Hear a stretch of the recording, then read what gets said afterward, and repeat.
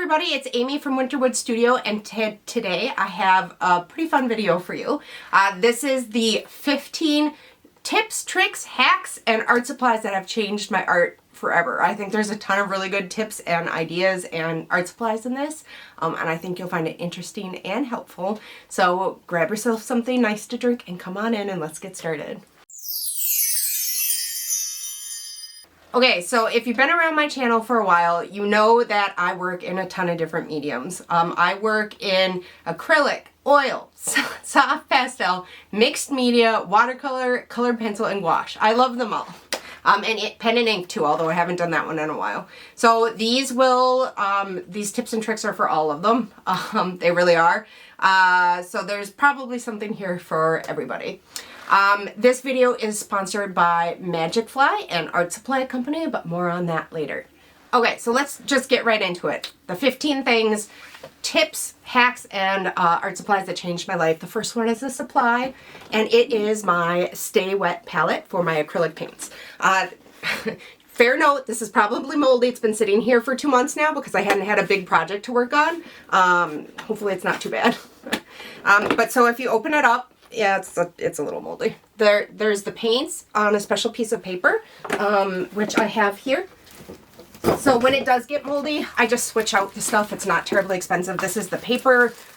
This is 30 sheets and I feel like it was like $11. It's a special kind of paper that you soak in boiling water for 15 minutes before you use it for the first time.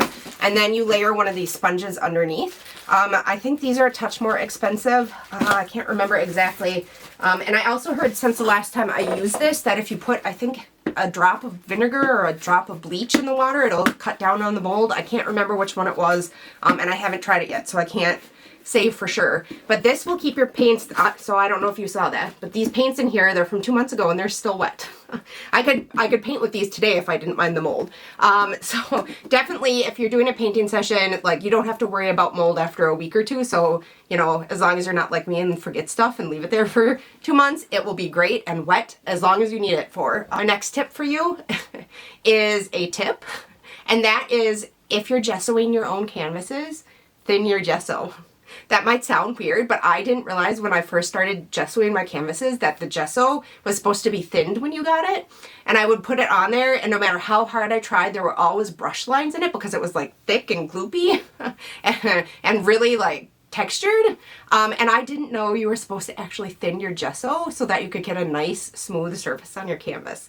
So what I do now is I have a small gesso container and the same kind of gesso but a really big one, and I'll put a scoop of the gesso from the big one into the small one and then mix in some water until it's the consistency I like, and then it'll go on your canvases beautifully and smoothly. So don't make the same mistake as I did, thin your gesso. Okay, so my number 3 tip is, this is an art supply that's not really an art supply, but I find it invaluable, and that is ketchup bottles. So you can buy empty ketchup bottles on Amazon or probably Walmart or your grocery store. I keep one with water. I'm using these specifically for my acrylic painting. You could use them for other things, but I'm using this with water and this with a matte medium, and then I can just drop a few drops onto my palette of paint while I'm mixing it, and you wouldn't think so, but like, I was always like screwing up. Like, I'd add too much water or I'd add too little and it would just take forever, or I'd squirt like way too much matte medium out of the bottle. It would come out really fast and I'd ruin that batch of paint. These have really helped a ton. And I think these were like $6. I'll put the link for these below. Everything that I can, I'll link below in case you want to get it. But ketchup bottles, that's a tip that helps. Okay, so now the next one is paint mediums, and this is for both acrylic and oil. When I first started painting years and years and years and years and years ago, I didn't realize that you were supposed to use paint mediums. So I started with oil, and like, you think, you know, paint thinner, you're supposed to thin the paint with a thinner. No. Nope, maybe for your very first underlayers you can, but after that you need to use a medium. Another good thing about mediums, and I've got a couple to show you here, both acrylic and oil, is that you can use the medium to change specific qualities of the paint. So, for example, we have here my golden satin glazing liquid, which is the slow drying extender. This will keep your acrylic paints from drying as fast, which is really good if you're trying to do blending techniques. So for these, the acrylic I've got some other from Liquitex here. This is their matte medium, and this is their slow dry liquid. So you can change the texture. You can have matte, you can have glossy, you can have like the thick impasto mediums for making thick textures. And they're essentially the paint without the pigment in it. If you thin acrylic paint, and this is specifically a problem with acrylic paint, if you thin acrylic paint with too much water, and I think the ratio is like 1 to 4, so like 25% of what you're mixing should be water and 3/4 of it, or 75%, should be paint. And if you are off that ratio and you add too much water and you're painting on canvas, you're going to have adhesion issues, and your acrylic may eventually flake and come off the canvas when you are farther down the road. So you need to use mediums to keep that binder and then adhesion strong. And then for oil painting, you can use fast drying mediums. So your oil paint will dry just a little bit faster, and you can work on your layers a little bit quicker, which is mainly how I use the mediums for oil paint. Then there's the whole fat over lean, but I'm not going to get into this in this video. I'm planning to do some oil painting videos farther down the road, probably this winter for fun. But for now, we're just talking about the mediums. And speaking of oil paints, that brings me to today's sponsor, Magic Fly, who was kind enough to send me a set of their oil paints to test out and try, and I'm going to hand it over to sponsor Amy now, and I will be back in a minute after she shows you the luscious oil paints from Magic Fly and tells you a little bit more about their company. So this video is sponsored by Magic Fly, who was kind enough to send me these supplies to try. They are an online global store that specializes mainly in art supplies and craft supplies. All right, are you ready? Okay. Ta-da! It is their 40 pieces of oil paint, and these are for beginner oil painters, and they are very affordable. And this particular set on Amazon is $29.99 right now, and this is a beginner or student grade paint, so I will be reviewing this as that. Oh, there's more than one layer. There's lots of paints in here. Here I was thinking it was just this one. Look at, so this is the top layer. You guys, the range of colors in this set is amazing. It's just incredible. And here is the second layer. And I see there are 3 tubes of titanium white, which is good because I was a little worried about that. Normally I buy an extra big tube of the titanium white to go with things. You guys, if you're looking for an oil paint kit to give somebody who's just getting started, or that student that you have in the back of your mind for a holiday present, this would make an excellent set. These tubes have the pigment numbers on them, which is amazing for a student grade set. You rarely will see that. I also found these to be extremely well pigmented and luscious and creamy, and they had a beautiful glide to them. But really, the level of pigment in these is just so impressive. I was very impressed with this student grade set. I would say it's maybe even a little bit better than a student grade set. And if you've got that one person on your gift list that you're looking for, I would definitely recommend these as a beautiful gift for a beginner. Okay, so I'm back. I hope you enjoyed that little clip from the oil painting company. That set is really gorgeous. The colors are really rich, and I would definitely recommend it if you have like a student artist on your list who wants to get into oil paints. They were very pigmented for student oil paints. So now back to our list. We're on number 5. Okay, this is a supply, but again, it's not actually an art supply, and that is Viva paper towels. These are a game changer, everybody. I don't know if you've tried to paint either acrylic or oil with regular paper towels, but they're always crumbling and falling apart and leaving lint anywhere.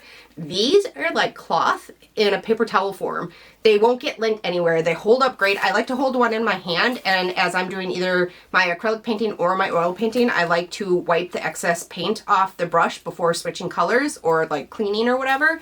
And these are great for that. These are my most favorite paper towels for use with oil paint or acrylic paint, and I highly recommend them. I get mine at Walmart. I'm sure they have them somewhere where you are. Best paper towels ever. Okay, my next one is also a supply, although this is an actual supply. Let's see, we're on number 6, and that is Arches watercolor paper. Again, if you've been here a while, you've heard me talk about it.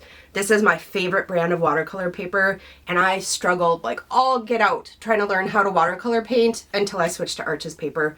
I've tried a lot of different papers. Arches is still my favorite. It still gets the best results, and even though it's pricey, I still think it's the best paper to learn on if you're a beginner, because you can't learn the proper watercolor techniques unless you have a good 100% cotton paper. Yes, it's pricey, but it's also the easiest to learn on, and you'll see the most, the quickest growth of your art if you have a good paper to work on. So that was number 7. Number 8. Also, so if you've also been around my channel for a while, you know I like to often do really realistic nature paintings from photos I take myself. And if I'm trying to make it extremely accurate, like with an animal or a bird or something, I like to use a proportional scale to make sure that when I'm sizing up the photo into my sketch, that I've done it absolutely correctly to make sure all the proportions are right. If you want to know like a little bit more in depth how to use this, I've already made a video on that. I will link that down below so you can check it out. If you are trying to draw from a photo and you're not checking your proportions before you start, or if you're trying to draw from like a viewfinder outside, like real life, and your proportions are off, you need to get one of these and check it out and see how to use it. Especially if you're using like the grid method or something to get an accurate drawing, these are invaluable. I will link that video below. Number 8 is, I guess, like a tip. And this one had a huge impact on my art early on when I was working mostly with watercolors. And here's the tip. Watercolors are extremely unforgiving. If you make a mistake, you can fix it with gouache or colored pencil and then call it a mixed media painting. Which is how I actually got started in the whole mixed media thing. And then after I realized I could like fix mistakes with it and I was playing with it more and more, I just really liked how it looked and I liked the layers. If you've been here, you know I talk a lot about layers. I am an art maximalist. I am not an art minimalist. Not in supplies, not in techniques, not in the actual artworks. The more the better. The more layers the better. The more supplies. So it's actually if you're a purist watercolor person, I'm sorry. I'm probably breaking all the rules and making you really irritated. But I like to make changes as I go. I like to paint spontaneously. And I would do my best to plan out my brights, and then I'd realize I wanted to change something farther on down the road, and because I hadn't planned out a bright in that area or whatever, I could not do it. Which is then how I started adding in gouache and then colored pencil for making texture and like fixing mistakes. And I really like the combination. If you are struggling with watercolor and you're not a watercolor purist, try adding in some gouache and watercolor pencil. It will blow your mind. It will change your world. Number 9 is safflower oil. And you might be asking, how did that change your life? This is probably the most life-changing supply out of all the ones that I'm talking about today. This was the start of my journey to non-toxic oil painting, and this changed everything. I didn't even realize how much the supplies that I was using previously, which was a tiny bit of thinner and some liquid, were affecting me until I stopped using them. I was getting rashes on my hands. I was having some trouble with my asthma. I was having horrible headaches. And because I didn't really use thinner, I would just use a little bit here and there. It was always capped unless I was immediately using it. But I was using a fair amount of liquid. And yeah, it turned out it was all of that was bothering me. It took me a while to get the hang of non-toxic painting. I will say that. But now that I have, I don't totally have it yet. I'm still working on the underlayers, the underlayer of the painting. I'm having to switch how I did that because I can't do that the way I used to, because I did use quite a bit of thinner in it. But I'm starting to feel like I'm finally getting somewhere where I can enjoy it again. And best of all, my health. Okay, my SD card ran out. I don't know how much I cut off, but this has totally changed my life drastically. And I am going to do a video on how to paint with oil paints in a non-toxic way sometime this winter. So stay tuned for that, and I will explain it all to you, and all the books I read too, and the research I did to figure out how to do it. I even talked to Gamblin personally. They were very helpful. Anyway, we'll talk about that in another video. Okay. So my next one, so when you're cleaning your brushes, either acrylic or with oil paint, especially if you're doing non-toxic oil paint, well, we'll talk about that too, but I always use this as the last step. This is the Master's brush cleaner, but sometimes I misplace this and I can't find it. So if you, ivory bar soap. My water is okay so that it agrees with this. I know some people have water that will scum up with bar soap and then that leaves a residue in their brushes, so test it on a brush that you don't care about first. My water doesn't have that problem, so this works absolutely spectacularly to clean my brushes. And also Dawn dish soap, which may be a little hard on your brushes, but for the non-toxic painting method, I find if I wipe as much oil off as I can after using the safflower oil. Well, first wipe the paint off, rub it in the safflower oil, wipe the oil off, and then Dawn dish soap at the end will get your brushes very, very, very clean without any use of thinner. It is a little hard on the brushes, but I don't paint with really expensive brushes, so it doesn't bother me any. So ordinary household soap was our number 10, either ivory bar soap or Dawn dishwashing soap, depending on your water and what mediums you're painting in. Okay, so we're on to number 12. I don't know if you've ever bought a very expensive blending brush like this one here, which is still in the package because I believe this was like $30 and I'm afraid to screw it up. You'll know the pain that I felt when I bought this. But geez, look at this. This is an e.l.f. makeup brush I got at Walmart for, I think it was $3.67. The bristles are in here very securely and it works just as good to blend my paint for both acrylic and oil. And you can have many of them because they were so cheap. So this is a art hack that I highly recommend. Just when you first get it, I would wash it with some brush soap and let it dry and then make sure there's no loose bristles. These e.l.f. ones do not have loose bristles. I have not had any issues with that, but I haven't tried any other brand, so I don't know. All right, my next art supply that I love are mechanical pencils. Just cheap mechanical pencils. You don't need anything fancy for sketching. These are my favorite. These and a white rubber eraser and a kneaded eraser and a sketchbook in my to-go bag is all I need. I go through these a lot. Sometimes I buy the refill lids for them. Sometimes I don't. It's not a big deal. They're so cheap. If you break one or lose one, it's not a big deal. These are one of my secret weapons. Again, these were from Walmart. I think maybe it was like $6 for this entire big box of them. Okay, now we're on to a colored pencil tip. So if you're trying to blend your colored pencils and you're really struggling and you don't want to use odorless mineral spirits, I highly recommend either the Prismacolor blending pencil or the Prismacolor white, which is the best white for blending, and you can see how much I've used it because that's all I have left. These are the two best pencils in the whole world for blending, and I have a ton of you know, the higher, I mean, Prismacolors are still not cheap, but I also have like the Carrie Nash Luminance and the Polychromos, and none of their whites and none of their blending pencils hold a candle to the Prismacolor brand white and blending pencil. Highly recommend these two. That is my secret tip. And then my last one, we're on our last one, is Fixatives. So I obviously work in oil pastel and soft pastel. And sometimes if I have like a sketchbook or if I just really am worried about a piece smudging, I would like to use a fixative. Up until recently, I never, ever, ever used fixatives because I couldn't find one I liked. They were either horribly toxic and horribly stinky, or they darkened the color too much, or they made the paper curl. And so I have two fixatives that I like now. That's actually the oil well, we can talk about that one too. I have three that I like. And actually this was number 14, not 15. We have one more after this. So these are the three fixatives I like. So this one, the Spectrafix. Okay, this is totally non-toxic, no scent at all. The thing about this is it will darken your colors some, and it may also cause your pages to curl. I particularly like to use this in my sketchbook, or if I need something, if I have to fix something inside, because these other two that I'm going to talk about, those are outside only because they are toxic. But this is completely non-toxic. This is the Spectrafix Degas Fixative, odor-free, non-toxic, all natural, and it's for all media. And I absolutely love this. It, like I said, it does darken colors a little bit, but mostly I noticed if you're using a darker toned paper. If you're using a white paper, it's not so bad. And if you're using a thicker paper, it won't curl. A thinner paper might.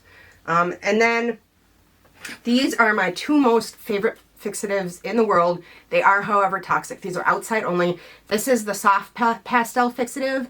Absolutely no curling of the paper, almost no darkening of the color. Very, very minimal.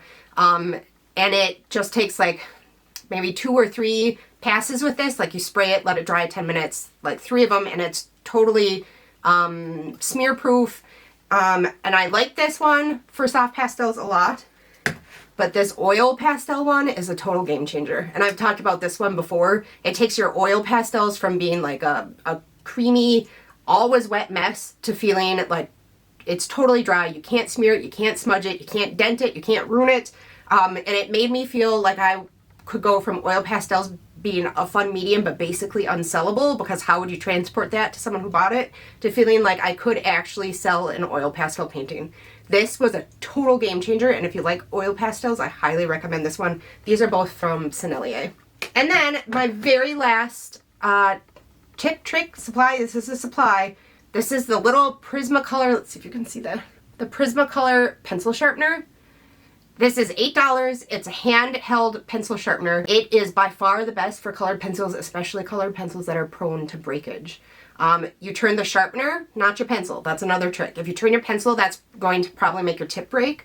You turn the sharpener. This has lasted forever. I get a perfect point every time, and it for sure has minimized the breakage of the colored pencils. $8. Changed everything about colored pencil work. So I'd like to know what you guys think of all my tips, tricks, and advice. Let me know if you try any of them. If you have a good one that I missed, drop it in the comments below, because I'd love to hear it. And also a huge thank you to Magic Fly for sponsoring this video and letting me try their oil paints. It was awesome. Thank you very much. And all the new tiers for Patreon are down below, so if you're interested in joining, all the info for that is down below as well. And until next time, happy creating!